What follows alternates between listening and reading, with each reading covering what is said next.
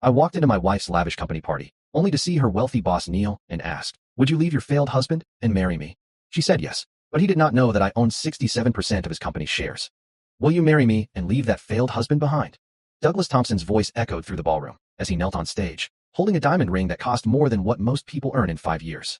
300 guests from Boston's tech elite turned to look directly at me, sitting at the main table next to my wife. The flashes of cameras exploded like fireworks while Rebecca, my wife of 6 years, covered her face with her hands in an Oscar-worthy performance. "I accept," she shouted, running towards the stage in her €3,000 Versace dress, leaving me alone at the table like a complete idiot in front of the entire business community that I myself had helped to build. The silence that followed lasted exactly 3 seconds before erupting into deafening applause. The sound resonated off the marble walls of the Grand Meridian Hotel like cannon shots celebrating my public humiliation. My name is Joe Martinez, and, at 34 years old, I had just watched my wife accept a marriage proposal from her boss at the annual company party that I had financed with every cent of my grandfather's inheritance. But while Douglas Thompson kissed Rebecca on stage, believing he had just acquired both the woman and the company of his dreams, he had no idea that he was celebrating with money that had never been his. The laughter around me sounded like hyenas fighting over a corpse. The executives I had met at family dinners now whispered among themselves, some recording my reaction with their phones to share later on social media. "Poor Joe," I heard someone comment behind me. "I always knew Rebecca was out of his league." The irony was almost comical. For 6 years, I allowed Rebecca to take all the credit for Nexus Dynamics, the artificial intelligence company we valued at $450 million. She gave the interviews, appeared on the covers of business magazines, accepted innovation awards at international conferences. Meanwhile, I remained in the shadows, introduced as the supportive husband who helped with administrative matters. The truth was that I owned 67% of the company and had personally developed every one of the algorithms that generated our $180 million in annual revenue. Rebecca took the stage with the elegance of a crowned queen, waving to the crowd that gave her a standing ovation. Douglas wrapped her in his possessive arms with an expression that denoted the satisfaction of a predator that had finally captured its prey. "Rebecca has always deserved someone who could offer her the world," Douglas announced into the microphone, his voice laden with arrogance. "Someone who truly understands the value of what she has built." What he has built. The words cut like a sharp knife, but I kept my expression neutral. 6 years of meticulous documentation in our home safe told a completely different story about who had really built the technology empire that Douglas thought he was acquiring along with my wife. I calmly stood up from the table, adjusted my tie, and began to walk towards the exit. Each step echoed on the polished marble, as 300 people watched the humiliated man flee from his own public destruction. But they did not understand that my silent exit was not that of someone defeated. It was that of someone who had finally decided to stop pretending that appearance and reality were the same. If you are enjoying this story of corporate betrayal and revenge, do not forget to subscribe to the channel to discover how a moment of public humiliation turned into the biggest strategic mistake Douglas Thompson ever made. Because while he was celebrating his victory on stage, I was already mentally accessing the financial security protocols I had implemented years before, when trust still meant partnership instead of systematic exploitation. The limousine driver was waiting for me in the hotel parking lot, completely oblivious to the fact that his next trip would be the last I would pay for with the Nexus Dynamics corporate card. I slipped inside while the sounds of the party still echoed through the open windows of the Grand Meridian. "Home, Mr. Martinez?" asked Carlos, the same driver who had taken us to the party just 2 hours before. "Yes, Carlos, and thank you for all your dedication over the years." His expression in the rearview mirror showed confusion at the premature farewell, but he simply nodded and put the car in gear. Through the rear windows, I watched Douglas Thompson on the hotel stage, still holding Rebecca like a conquered trophy. Douglas was everything I despised in the business world. At 42, he had built a reputation as an investor by buying small companies and firing half the employees to optimize profitability. His fortune came from family inheritances, not from innovation or hard work. He had met Rebecca 8 months earlier, when he began pursuing Nexus Dynamics as a potential acquisition. His first meetings with me were tense. I immediately detected his predatory intentions and rejected any partnership proposals. "Your husband is very protective of your business," Douglas commented to Rebecca during a business dinner, his voice laden with condescension. "Perhaps he does not understand the opportunities that a strategic partnership could offer." From that moment on, Douglas changed tactics. Instead of trying to convince me directly, he began to court Rebecca, feeding her ego with praise about her business vision and her natural leadership. He would invite her to business lunches when I was out of town. He sent flowers to the office with cards praising her brilliant presentation at conferences. Rebecca absorbed every word like a dry sponge. For 6 years of marriage, I had deliberately remained in the background, allowing her to shine as the public face of our company. I thought I was being a supportive husband, creating a space for her to develop her confidence and leadership skills. But Douglas exploited that dynamic with the precision of a surgeon. He whispered poison in her ear at every interaction, suggesting that I was holding her back and that she deserved recognition on her own merits. "Rebecca, you are clearly the brains behind the operation," he would tell her during dinners where I was absent due to development commitments. "It is a shame that the business world continues to underestimate visionary women like you." What Douglas did not know, and Rebecca had chosen to forget, was that every algorithm of Nexus Dynamics was born from my mind during sleepless nights of programming. I had personally developed the artificial intelligence systems that processed medical data with a precision superior to any competitor on the market. My grandfather, Roberto Martinez, had been a self-taught programmer who worked for NASA during the Apollo program. He taught me that true technology does not come from pretty presentations or networking, but from silent hours solving problems that others consider impossible. When he died 3 years ago, he left me an inheritance of $12 million with a single condition: to use the money to build something that matters. I invested every cent in Nexus Dynamics, supplementing it with personal loans to reach the $25 million needed for our initial capital. Rebecca did not contribute financially to the company. Her role was to be the charismatic spokesperson while I focused on technical development. During our first few years, this division worked perfectly. She had a natural talent for presentations, and I preferred the intellectual work of creating revolutionary technology. But something changed when Douglas entered our lives. Rebecca began to believe her own stories about being the visionary mind behind Nexus Dynamics. In interviews for business magazines, she described technical concepts with the confidence of someone who had actually developed them. The architecture of our neural network represents a quantum leap in medical data processing, she would explain to journalists, using terms I had taught her for weeks. My background in management allowed me to identify gaps in the market that traditional engineers cannot see. It was technically true that Rebecca had an MBA, but she had never written a line of code in her life. Her contributions to our products were purely cosmetic, deciding on the interface colors, approving marketing materials, choosing office suppliers. Over the last 6 months, Douglas intensified his seduction campaign. He sent articles from business magazines highlighting innovative women in technology with sticky notes attached. This reminds me of someone I know. He invited Rebecca to exclusive conferences where she could share her experience with other industry leaders. The turning point came 3 weeks ago when I intercepted a phone conversation between them. Rebecca was in our home office, speaking in a low voice while she thought I was sleeping. "You are right, Douglas. Joe has always treated me like a glorified assistant," she whispered. "He makes all the important decisions on his own and then asks me to present them as if they were my ideas." The irony was suffocating. I literally created the ideas and then allowed her to present them as her own. But in the distorted version of reality that Douglas had planted in her mind, my generosity had become manipulation. "He underestimates you because he is afraid you will discover you do not need him," Douglas replied with his seductive voice, even through the phone. Men like Joe use talented women as shields, protecting their own insecure egos. That night, while Rebecca slept beside me, I accessed our financial systems for the first time in months to review exactly who owned what. The incorporation documents that I had drafted myself confirmed what I already knew. 67% of Nexus Dynamics was registered in my name and 33% in her name. The distribution reflected our real contribution to the company, my initial investment, my technical development, my intellectual property protected by patents registered exclusively in my name. Rebecca had signed those documents 6 years ago, when she still respected the difference between creating and presenting. But Douglas had corrupted her perception of reality. Now she sincerely believed she deserved full control of a company that only existed because I had built it with my inheritance and my brain. The limousine stopped in front of our residential building in Back Bay. Through the windows of the 30th floor, our penthouse shone with automatic lights that I had programmed myself using protocols from our own technology. "Have a good night, Mr. Martinez," Carlos said, not knowing he was saying goodbye for good. As the elevator silently rose 30 floors, I mentally calculated how many security protocols I would have to activate to protect my intellectual property. Douglas thought he was acquiring a company, but he would soon discover that he had only gotten a presenter with no access to the codes that generated our revenue. Because although Rebecca could smile for the cameras and accept romantic proposals on stage, she had never learned the difference between interpreting innovation and actually creating it, and that ignorance was about to cost her much more than she imagined.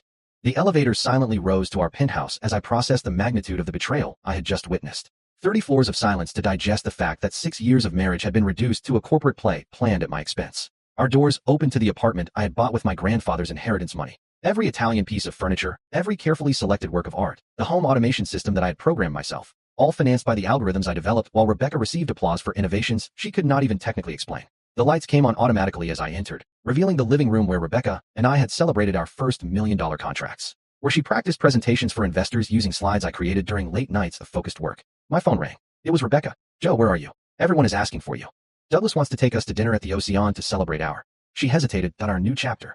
"Our new chapter," I repeated, savoring the irony. Interesting choice of words. "Do not be dramatic. You know this has always been inevitable. Douglas can offer me opportunities that you have never been able to provide. He understands my vision in a way that you never." I hung up before she finished the sentence. 6 years of marriage reduced to a phone conversation in which she justified adultery as a professional advancement. I went to our home office, where a built-in safe held the most important documents of our business life. My fingers typed the combination, the date of my grandfather's death, a detail Rebecca never bothered to memorize.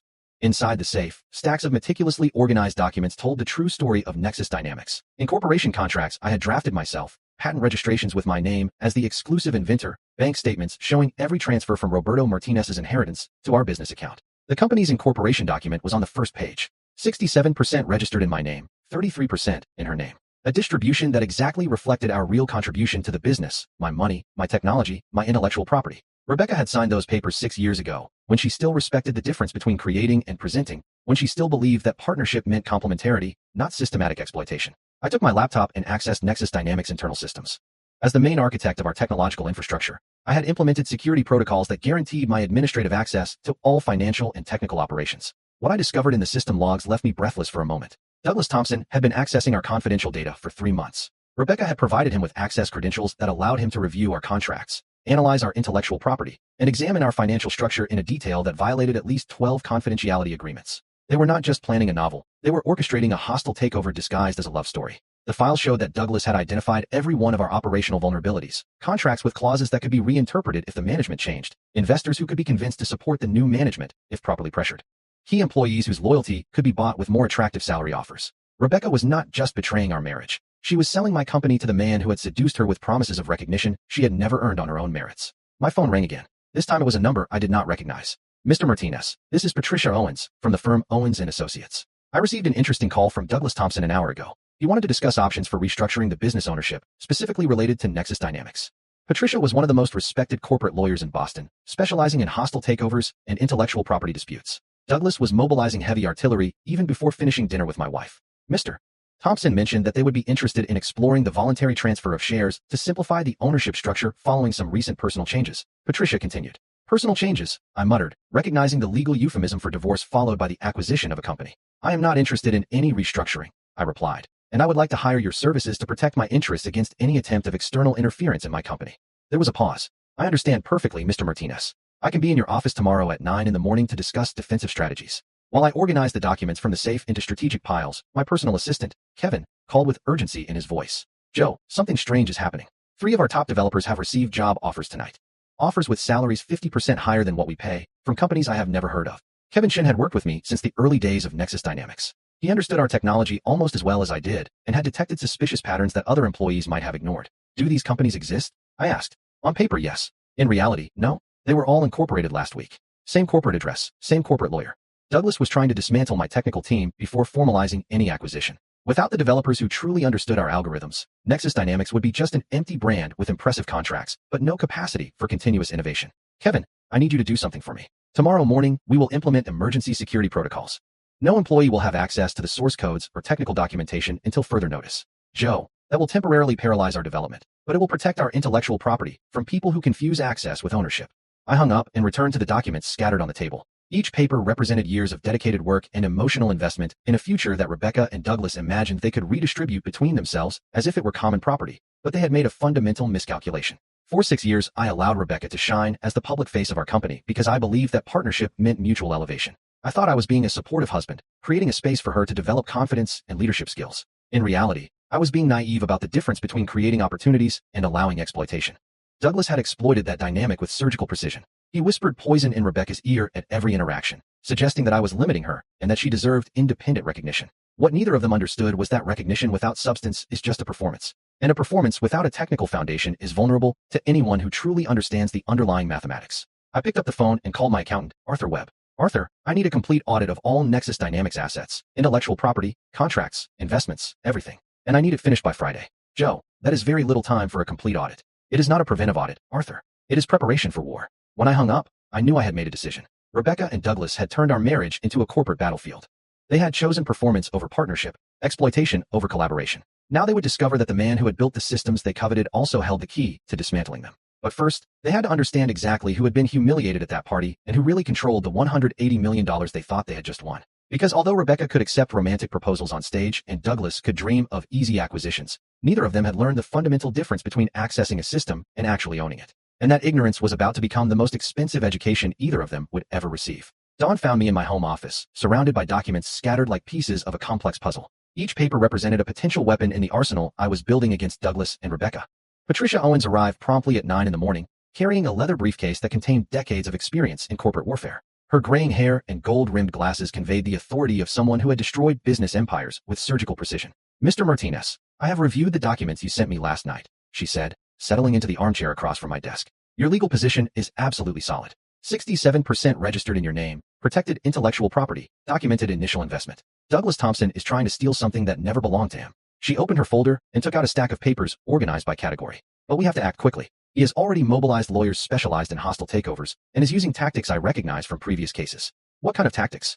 I asked, although I already suspected the answer. Internal destabilization. Offers to key employees. Selective leaking of information about management problems. Pressure on investors to question the current leadership. It is the standard corporate warfare manual. Patricia was right. My phone had rung 3 times during the night with calls from investors worried about rumors of instability at Nexus Dynamics. All the conversations followed the same script. Vague questions about my leadership ability, suggestions about the advantages of external management, and praise for Rebecca's strategic vision. He is building a case to justify external interference, Patricia continued, making it seem like the company needs to be saved from an incompetent manager. Exactly. But we have advantages he has not calculated. Patricia took out another set of documents from the folder. First of all, you never signed prenuptial agreements. That means that technically Rebecca is entitled to half of the marital assets, but not to the intellectual property registered exclusively in your name.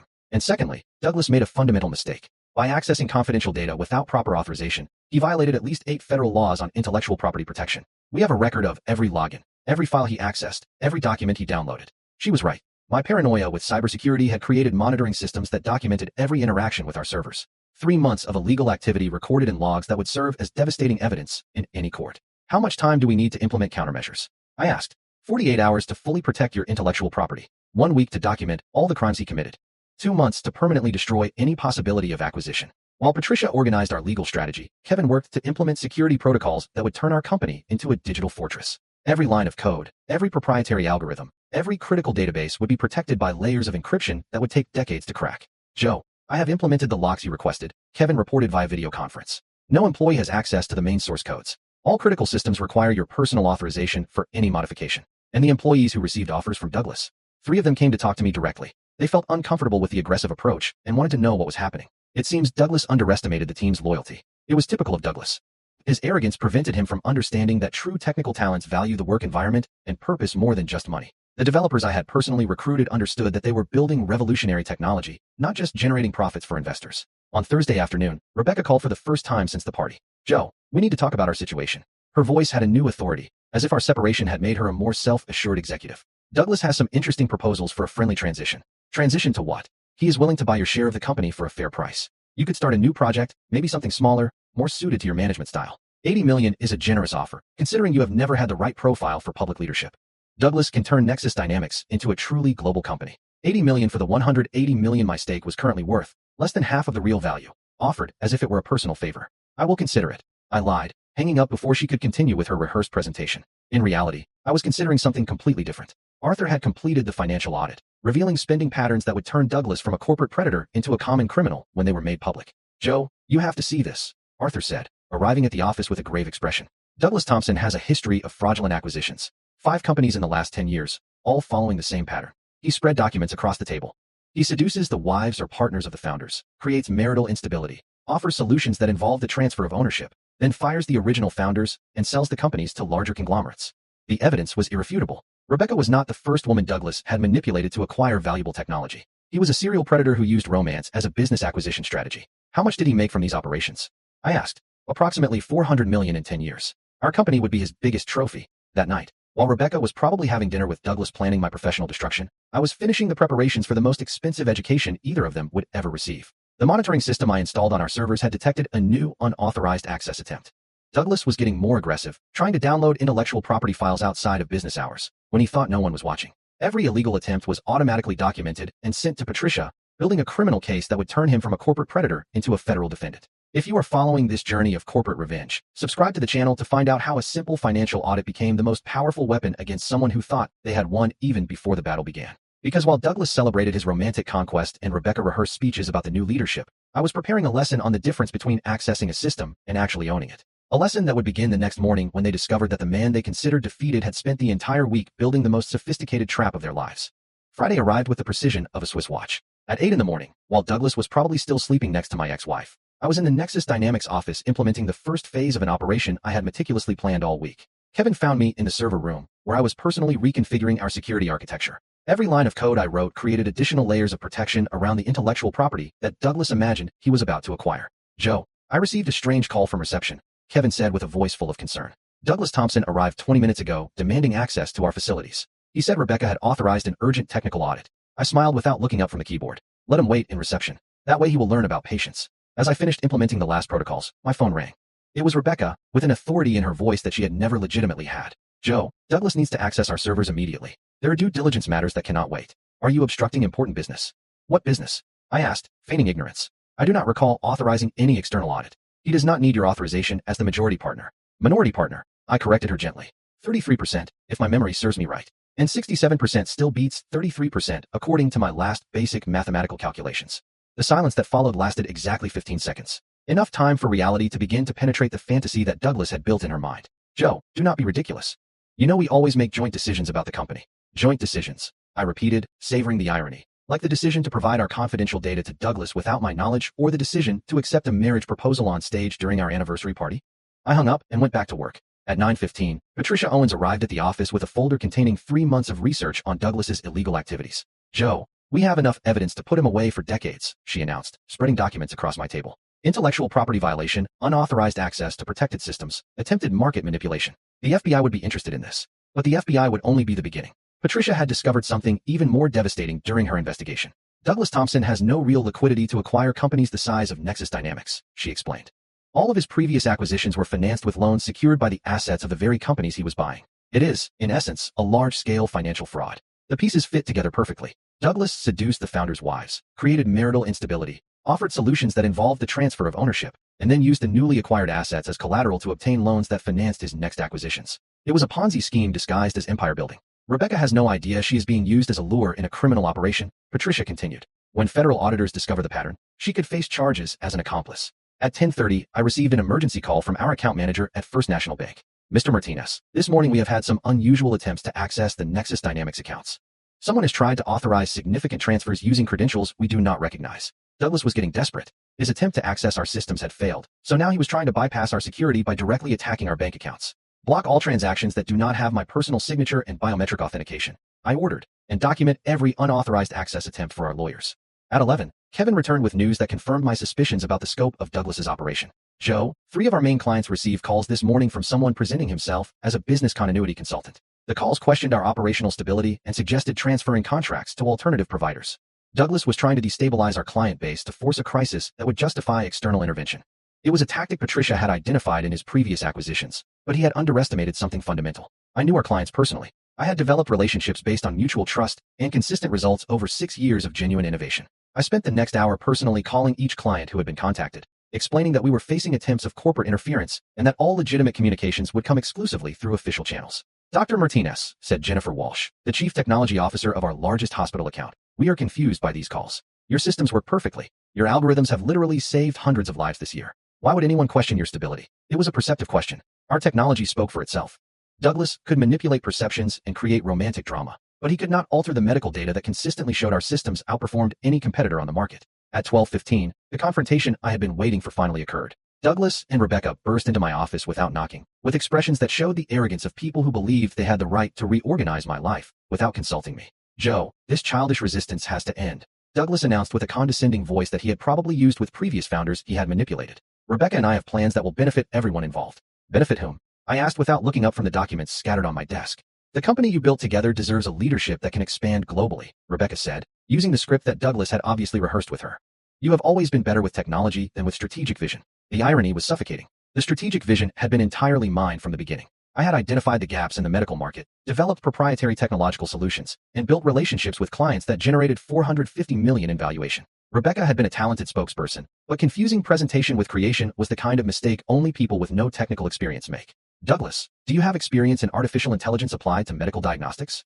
I asked him directly. I have experience in identifying growth opportunities and operational optimization, he replied evasively. That is a no, I translated. Rebecca, can you explain how our pattern recognition algorithms process radiological images? Her hesitation confirmed what I already knew. 6 years of presentations had given her fluency in the terminology, but not a real understanding of the systems she described to investors. Joe, those technical questions are irrelevant, Douglas interrupted. The important thing is to maximize shareholder value through professional management. It was at that moment that I decided to reveal my first card. Douglas, you have spent $80,000 trying to bribe my employees in the last 2 weeks, I announced calmly, taking a detailed report of every offer he had made from my drawer. Every call, every proposal, every recruitment attempt has been documented and reported to the competent authorities. His expression changed instantly from arrogance to something resembling panic. That is, those are just exploratory conversations about professional opportunities. With shell companies you created specifically to destabilize my operation, I continued, showing incorporation documents that proved his ownership of the fictitious companies. That is a federal crime, Douglas. Rebecca looked between the two of us with growing confusion. For the first time since Douglas entered our lives, she was seeing evidence that the man who had seduced her was not the visionary entrepreneur he pretended to be. And Rebecca, I turned to her with the open folder, showing her real rights in the company. You own 33% of a company that I fully financed with my grandfather's inheritance and developed using knowledge that you have never had. The incorporation documents were there, with our signatures from 6 years ago. The patents were there, all registered exclusively in my name. The bank statements were there, showing $25 million transferred from Roberto Martinez's estate to our business account. Douglas tried one last desperate maneuver. Joe, you are letting your emotions get the better of you. The marital separation does not have to affect business operations. We can reach an agreement that allows you to steal intellectual property you have never developed using money you have never invested. I finished the sentence. Douglas, you do not have the financial resources to acquire Nexus Dynamics. Patricia has discovered that all your previous acquisitions were financed through scams. I presented the investigation report that detailed exactly how Douglas operated. All the companies he had acquired followed the same pattern: seduction of wives, creation of instability, offers of solutions that involved the transfer of ownership, use of the newly obtained assets as collateral to finance next operations. You are a serial criminal who uses romance as a business acquisition strategy, I declared. And Rebecca was just your next victim in a pattern that the FBI is very interested in investigating. The silence that followed was interrupted by the sound of the telephone. It was Patricia, calling to confirm that the criminal documents had been formally filed with the federal authorities. Mr. Martinez. Her voice was loud enough for Douglas and Rebecca to hear every word. The prosecutor's office has decided to open a formal investigation for intellectual property violations and business fraud. The search warrants will be executed on Monday. Douglas Thompson, the corporate predator who had destroyed 5 companies in 10 years, finally understood that he had chosen the wrong victim. While he tried to process the magnitude of his defeat, I mentally calculated how many years in federal prison his activities could earn him. Douglas left my office like a defeated man, his hands trembling as he tried to process the magnitude of his downfall. Rebecca followed him in silence, finally understanding that she had been manipulated by a serial criminal who used romance as a business acquisition strategy. The following Monday, search warrants were executed simultaneously at 3 addresses: Douglas's office, his apartment in Beacon Hill, and the shell company he had created to recruit my employees. Federal agents found evidence of business fraud that spanned an entire decade. 5 companies destroyed, dozens of lives ruined, hundreds of millions stolen through scams that turned romance into organized crime. Mr. Martinez called Special Agent Rodriguez on Wednesday. We want to thank you for your cooperation. Without your meticulous documentation, Douglas Thompson could have continued to operate indefinitely. The investigation revealed that Rebecca was not a knowing accomplice, but another victim of the psychological manipulation that Douglas had perfected over years of practice. That did not diminish the betrayal, but it explained how an intelligent woman had been reduced to a tool of a corporate predator. 3 months later, Douglas was sentenced to 15 years in federal prison for business fraud, intellectual property violation, and forming a criminal organization. The sentence included the restitution of $400 million to the victims of his previous scams. Rebecca attempted reconciliation through calls I never answered and emails I deleted without reading.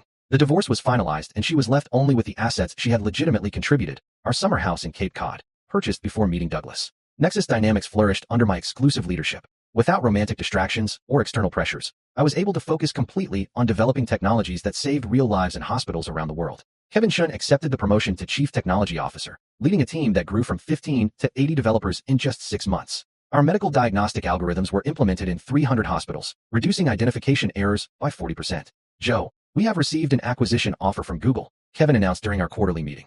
$2.3 billion for the entire company. I rejected the offer without hesitation. Money had never been my main motivation. The satisfaction came from creating technology that mattered, from solving problems that others considered impossible, from honoring my grandfather's legacy through genuine innovation. A year after the party where it all began, I organized a completely different celebration, not to impress investors or feed egos, but to recognize the employees who truly created value through their dedicated work. This year we have saved approximately 12,000 lives thanks to more accurate diagnoses, I announced to our team gathered in the office. Every line of code you have written, every algorithm you have optimized, every error you have corrected has contributed directly to families returning home together. The difference between this celebration and the previous one was the difference between substance and performance, between building something meaningful and simply accumulating wealth, between genuine collaboration and systematic exploitation. Rebecca found a job at a smaller consulting firm, where her presentation skills were valued without requiring technical experience she never had. Occasionally, she would appear in business articles discussing lessons learned about due diligence in business partnerships. As for me, I discovered that the best revenge had not been destroying Douglas, but building something so solid that attempts at destruction only revealed its own weakness. Genuine satisfaction came from creating authentic value, not from elaborate systems of punishment.